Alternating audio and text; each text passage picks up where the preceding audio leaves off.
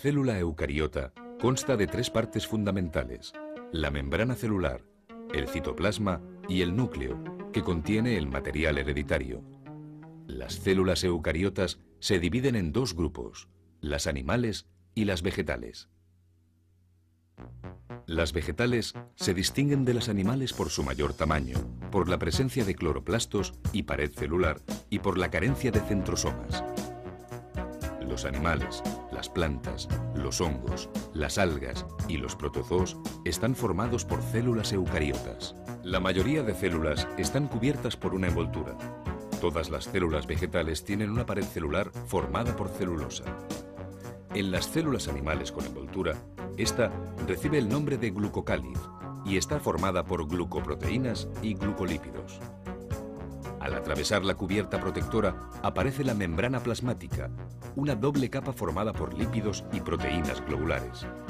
Las proteínas pueden ser integrales si atraviesan la membrana y periféricas si se encuentran en una de las dos caras.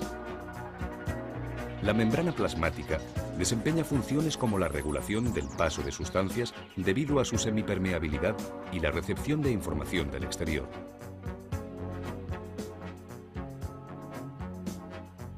Participa también en el movimiento celular, así como en la absorción y expulsión de compuestos.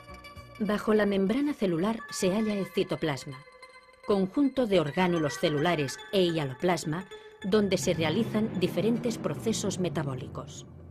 El centrosoma es un orgánulo propio de las células animales compuesto por dos centriolos. Participa en la división celular y en la formación de los orgánulos del movimiento, cilios y flagelos.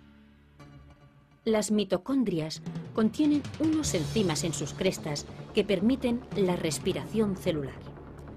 Las funciones de transporte, síntesis y almacenamiento las llevan a cabo coordinadamente diferentes orgánulos.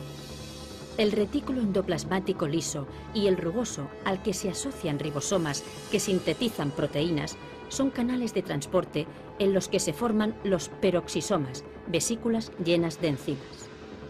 Además, transportan otras vesículas al aparato de Golgi, donde maduran hasta convertirse en lisosomas encargados de la nutrición y la defensa de la célula.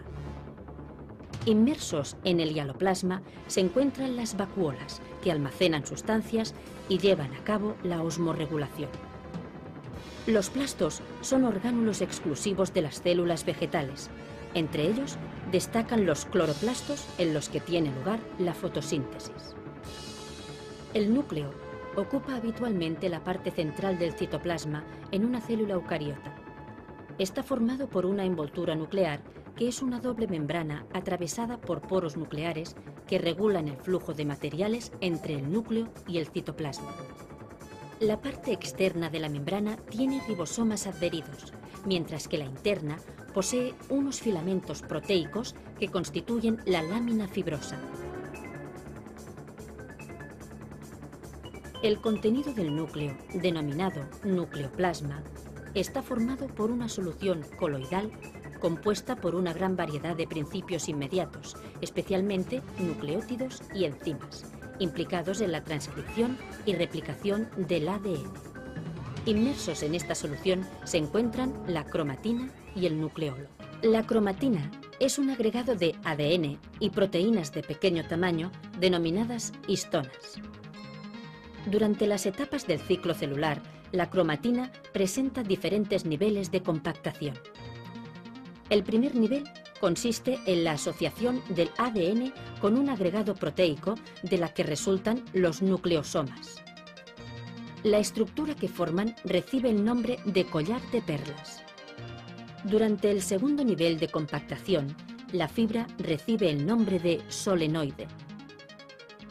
La fibra sigue enrollándose sobre sí misma en sucesivos niveles hasta adoptar la forma de cromosoma, que corresponde al quinto y último nivel de compactación. El ADN es el portador del mensaje genético de cada individuo. Se encarga de transmitir de generación en generación toda una serie de características morfológicas y fisiológicas. El ácido desoxirribonucleico se halla en el núcleo de cualquier célula de los seres vivos.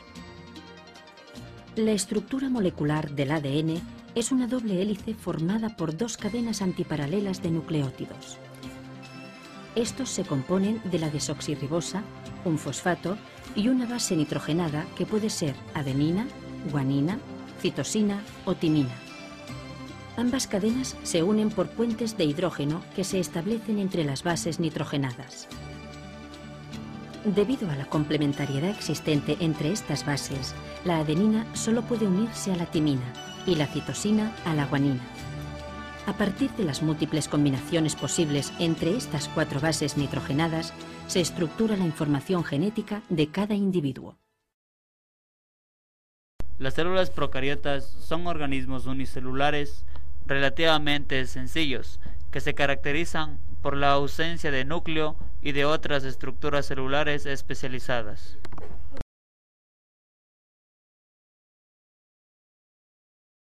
Su tamaño suele ser menor que el de las eucariotas. Los procariotas son organismos unicelulares, aunque muchos se encuentran agrupados formando cadenas o colonias que se pueden estar integradas por cientos de individuos. Con excepción de unas pocas especies, las células procariotas están rodeadas por una pared celular que las protege y determina su forma.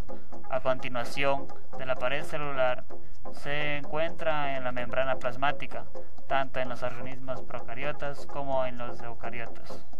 La membrana está compuesta por dos capas de fosfolípidos en las que se impregnan las proteínas y su función es controlar el paso de sustancias del interior al exterior de las células y su viceversa.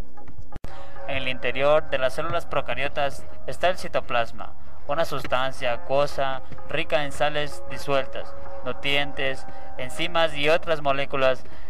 La gran mayoría de las reacciones químicas que se producen en las células tienen lugar en el citoplasma. Se multiplican asexualmente por fisión. El ADN del organismo se replica en el citoplasma. La célula se divide en dos y una molécula de ADN pasa a cada una de las células formadas. Las células procariotas se clasifican en tres tipos: microplasmas, bacterias y cianobacterias. Los microplasmas constituyen las formas de vida más simples. Las bacterias presentan diferentes formas. Algunas pueden desplazarse gracias a los flagelos, realizar la fotosíntesis o formar esporas de resistencia en épocas desfavorables. Las cianobacterias pueden vivir como células independientes o formar colonias. Las laminillas fotosintéticas contienen clorofila. En los cianosomas albergan otros dos tipos de pigmentos fotosintéticos.